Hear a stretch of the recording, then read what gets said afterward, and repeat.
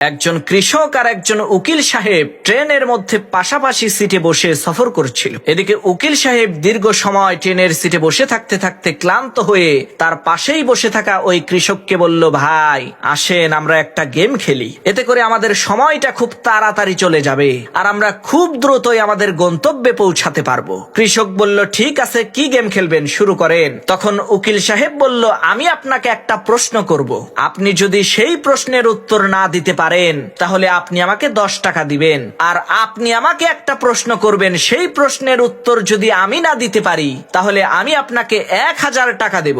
কৃষক বলল, ঠিক আছে, শুরু করেন। উকিল সাহেব প্রথমে প্রশ্ন করলো, ভাই বলেন তো পৃথিবী থেকে চাঁদের দূরত্ব কত?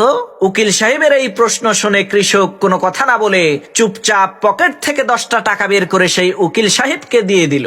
এরপর সেই কৃষক ওই উকিল সাহেবকে প্রশ্ন করলো, ভাই বলেন তো কি এমন জিনিস যেটা 3 পা দিয়ে হেঁটে পাহাড়ের উপরে ওঠে এবং 4 পা দিয়ে হেঁটে পাহাড় থেকে নিচে নামে? কৃষকের এই প্রশ্ন শুনে ওই উকিল সাহেব অনেকক্ষণ চিন্তা ভাবনা করে কোনো কুল কিনারা না পেয়ে বাধ্য হয়ে ওই কৃষককে 1000 টাকা দিয়ে দিল। এরপর ওই কৃষককে জিজ্ঞেস করলো, ভাই এই প্রশ্নের উত্তরটা কি বলেন তো?